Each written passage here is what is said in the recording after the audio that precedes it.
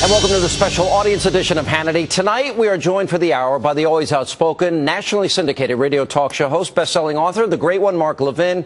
Now, in a moment, we'll also bring in our studio audience, as you can see, of distinguished guests. But first, let's take a look inside the great one's latest book, The Liberty Amendments, Restoring the American Republic.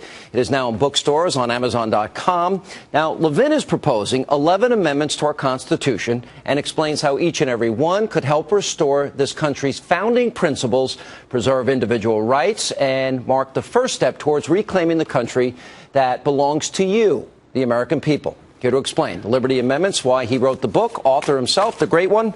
Ladies and gentlemen, welcome Mark Levin.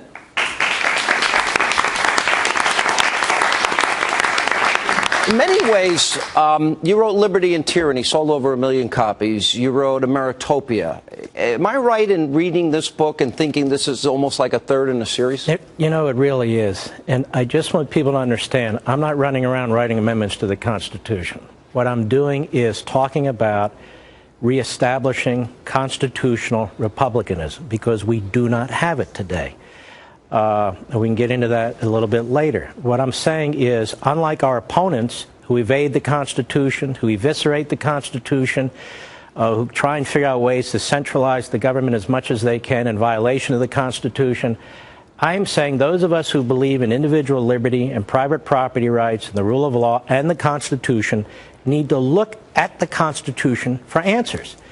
And it provides one under Article 5, 2 methods for amending the Constitution. One, 2/3 of both houses of Congress. As you're saying this, we're going to put on the screen Article 5 to explain. There are two methods. Go ahead. Right. One of which has been used successfully. We have 27 amendments to the Constitution.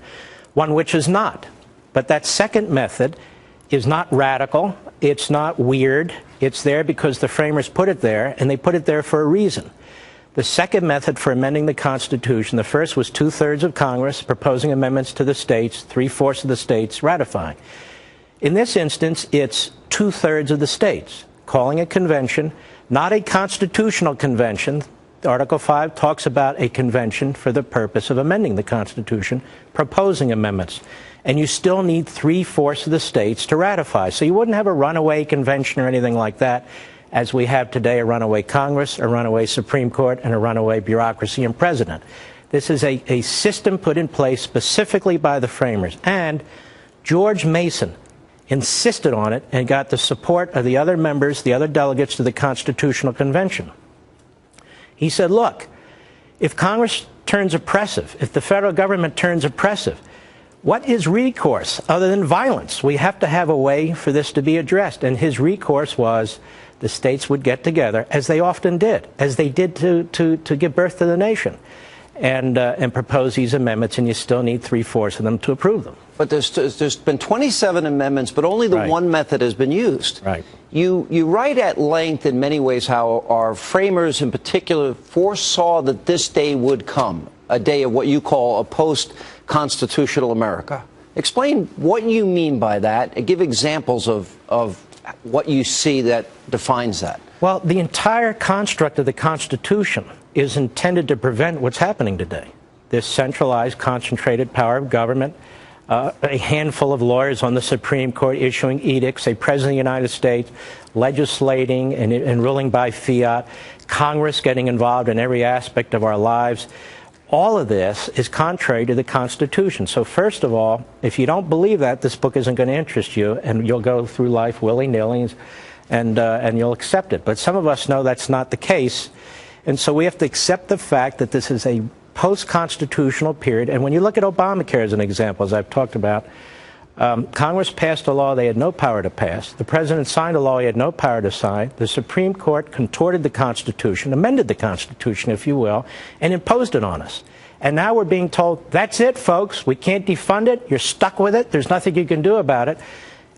And I'm saying, the hell with that. There are things we can do about it. Maybe not tomorrow, maybe not the next day. But the more our government legislates and operates like this, the worse it's going to get. The barriers, the firewalls to the Constitution have been breached. You talk about in the book at length, and you go into great detail, that the left has been, the progressives, the statists, as you call them, have been successful. In other words, beyond their wildest dreams, which is why you say post-constitutional America. Now, How does this give more power to the states? And what was anticipated, because you quote the Federalist Papers a lot throughout the book, what were they intending by putting this specific process in place that it could be used one day?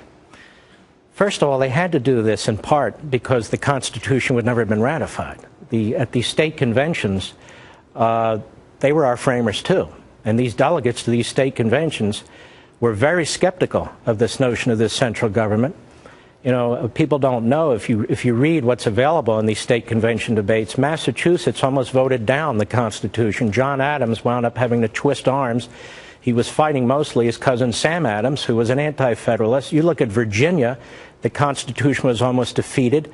I mean, you're talking about the home of Madison and Washington and so forth.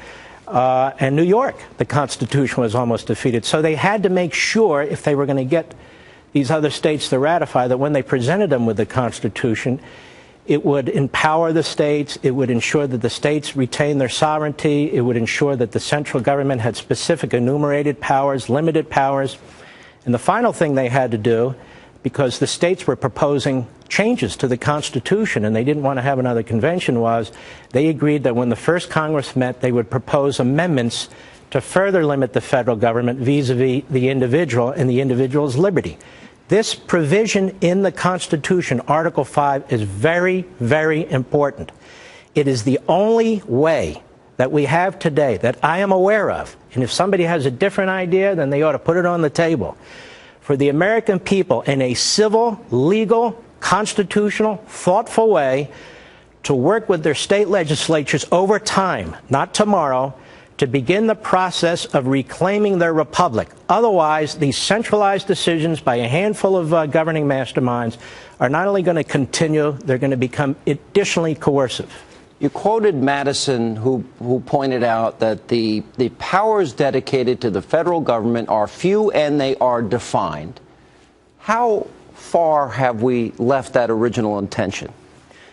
Well, now the states have few power, very little power, few powers, and really live at the behest of the federal government. I want you to think about this a second. The states created the federal government. The states gave life to the federal government. Now the states live at the behest of the federal government. Really, the federal government can step in, whether it's voting, whether it's the environment, whether it's the road system, whether it's the tax system. The federal government is preempting the field in all respects.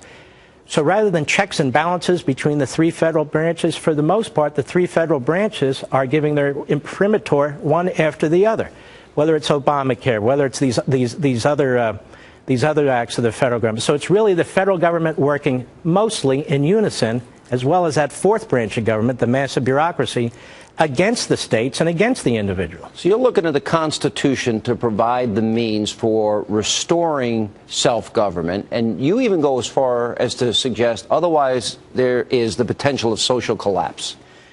Well, I mean, when you have a federal government that has unfunded liabilities over $90 trillion, and 3 years ago it was $67 trillion, I mean, it's growing that fast. When you have a federal government that is imploding and expanding at the same time, when you have a Federal Reserve that is just mindlessly, printing money through quantitative easing and so forth, and when you have politicians who are only rewarded if they spend your children and your grandchildren's money and future, not if they try and draw the line and so forth. The system is broken because we're unmoored from the Constitution. So the notion of limited government was all swept away with a big exclamation mark with Obamacare and so many laws before it. Yeah. All right, we're going to take a break. We'll come back. We'll continue much more with the great one, Mark Levin, and we'll go through these Liberty Amendments, and then we'll get to our distinguished studio audience when the special edition of Hannity continues straight ahead.